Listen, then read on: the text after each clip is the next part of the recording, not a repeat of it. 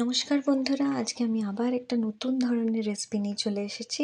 এটা একটা ইলিশ মাছের রেসিপি। অবশ্যই এর জন্য আমাদের ইলিশ মাছ নিয়ে নিতে হবে। আমি নিয়েছি ৩টে বড় বড় টুকরো। আপনারা ৩টে ৪টে যতগুলো ইচ্ছে নিতে পারেন। সেই অনুযায়ী মশলা আর নুন মিষ্টির মাপটা দেবেন। তো আমি ৩টে টুকরো অনুযায়ী এটার মাপটা দেখাচ্ছি। এটাকে ভালো করে ধুয়ে জল ঝরিয়ে নিয়েছি। আর খুব বেশি ইলিশ মাছ ধুতে নেই, আমার মায়ের কাছে শোনা। তো এমন ধোবেন যাতে ওপরের নোংরাগুলো বেরিয়ে যায়। খুব বারবার না ধুলেও চলবে। জলটা ঝরিয়ে নেবেন অবশ্যই। নুন আর হলুদ ভালো করে এভাবে আমার মতন মাখিয়ে নিতে হবে।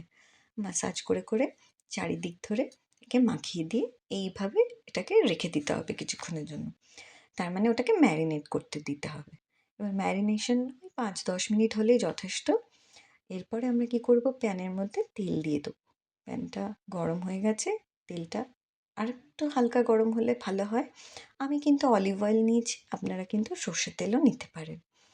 তেলটা এবার একদম গরম হয়ে গেছে। এবার আমি আঁচ কমিয়ে রেখে দেবো আর ইলিশগুলো একে একে একটু ভাজতে দিয়ে দেবো। তবে মনে রাখবেন, ইলিশ কিন্তু বেশি ভাজতে নেই।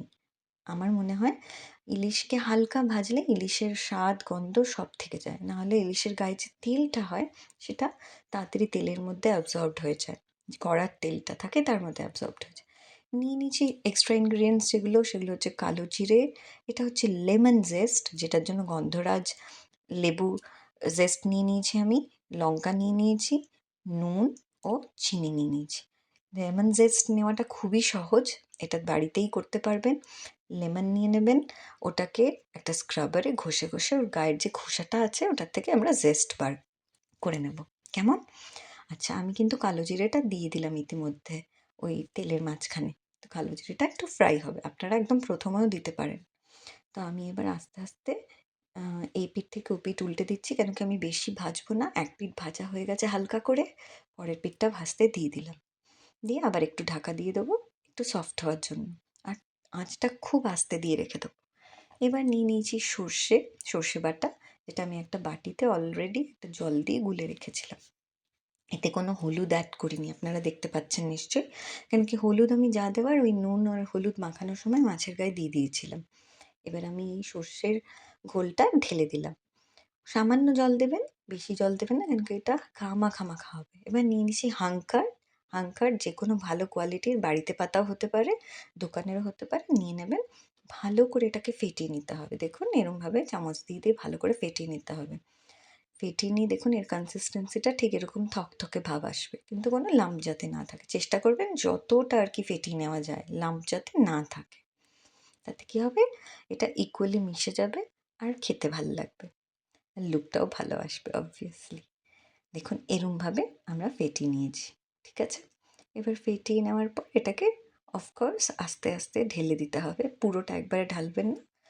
ছড়িয়ে ছড়িয়ে চারিদিকে দিয়ে দেবেন যাতে আপনার মেশাতে সুবিধা হয়, কারণ কি ইলিশ মাছ ভীষণ সফট হয়, একটুতেই ভেঙে যাওয়ার সম্ভাবনা থাকে।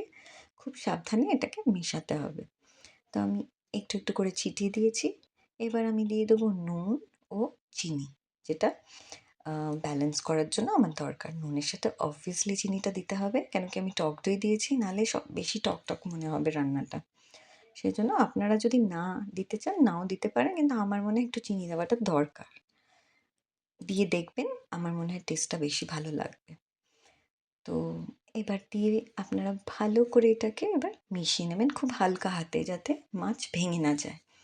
আমি মিশিয়ে নিয়েছি হালকা হাতে। দেখুন এরমভাবে আস্তে আস্তে এপিঠ ওপিঠ তুলে এরম করে সাইড দিয়ে দিয়ে মিশিয়ে নিতে হবে। সাইডের যে অংশটা, যে জায়গাটা খালি আছে ওখান দিয়ে দিয়ে মেশাবেন।